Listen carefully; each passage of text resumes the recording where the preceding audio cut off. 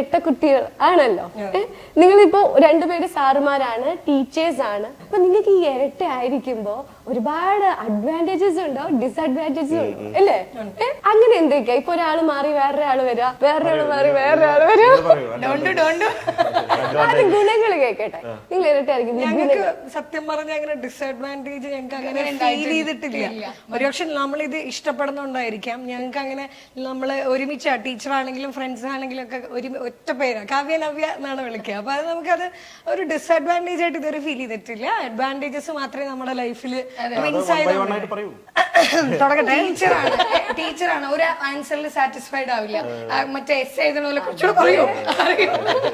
എവിടെ പോകുമ്പോഴും കൗതുകമാണല്ലോ ആളുകൾക്ക് കാണാനും. അപ്പോൾ ആക്ച്വലി നമുക്ക് ഇതുവരെ കിട്ടിയിട്ടുള്ള എക്സ്പീരിയൻസ് പറഞ്ഞാൽ വളരെ സ്നേഹമായിരിക്കും. കൺസിഡറേഷൻ കിട്ടിയിട്ടേ ഉള്ളൂ. അതെ, എവിടെ പോവുകയാണെന്നുണ്ടെങ്കിലും നമ്മളെ അവർക്ക് ഭയങ്കര ഇഷ്ടമാണ്. അതാണ് നമുക്ക് അഡ്വാൻറ്റേജസ് ആണ്. അതിന്റെ ഭാഗമായിട്ട് ബാക്കി കാര്യങ്ങളൊക്കെ തനിയെ നടന്നോളൂ.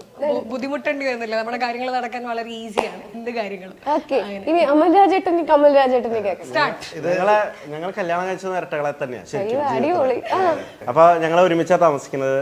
ഞങ്ങളുടെ കുട്ടികളെ, എനിക്ക് 2 കുട്ടികൾ, അവന് 2 കുട്ടികൾ. അല്ല അല്ല അല്ല അല്ല, സിംഗിൾ ആണ്. ഇരട്ടകൾ എന്ന് പറയുമ്പോ ഇവരെ വളർത്തിയ ആൾക്കാരുടെ ഒരു ബുദ്ധിമുട്ട് വളരെ വലുതാണ്. അപ്പൊ ആ ബുദ്ധിമുട്ട് നമുക്ക് ഉണ്ടാവരുതെന്ന് ഒരു ആഗ്രഹം നമ്മളുണ്ടാവില്ല. അപ്പൊ ആ ഭാഗ്യത്തിന് ഇരട്ടകളല്ല. അപ്പൊ 4 കുട്ടികൾ ഒരുമിച്ച്, ഞങ്ങളെ ഒരുമിച്ച ജീവിക്കുന്നത്, ഒരേ വീട്ടിൽ തന്നെ താമസിക്കുന്നത്. അപ്പൊ അതൊരു വലിയൊരു അഡ്വാൻറ്റേജ് ആണ്. കാരണം ഇപ്പൊ എന്നോടൊരു ആള് എത്ര കുട്ടികളുണ്ട് ചോദിച്ചു കഴിഞ്ഞാൽ ഞാൻ 4 കുട്ടികൾ എന്ന് പറയാം.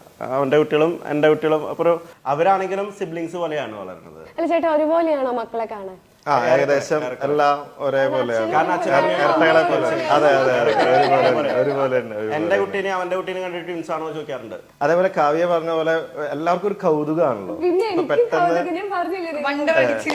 പെട്ടെന്ന് ആൾക്കാർ ശ്രദ്ധിക്കും നമ്മളെ.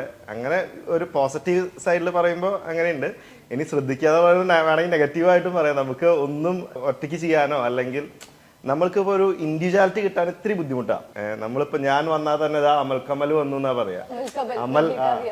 അമൽ വന്നു എന്നോ അല്ലെങ്കിൽ കമൽ വന്നു എന്നല്ല, അമൽ കമൽ. ഒറ്റയ്ക്ക് ഒരു എക്സിസ്റ്റൻസ് ഇല്ല എന്നുള്ളതാണ് അതിന്റെ ഒരു നെഗറ്റീവ് സൈഡ്. വേണമെങ്കിൽ നെഗറ്റീവ് ഉണ്ടല്ലോ. ഇരട്ടകളുടെ ഒരു നെഗറ്റീവ് സൈഡായിട്ട് പറയണത്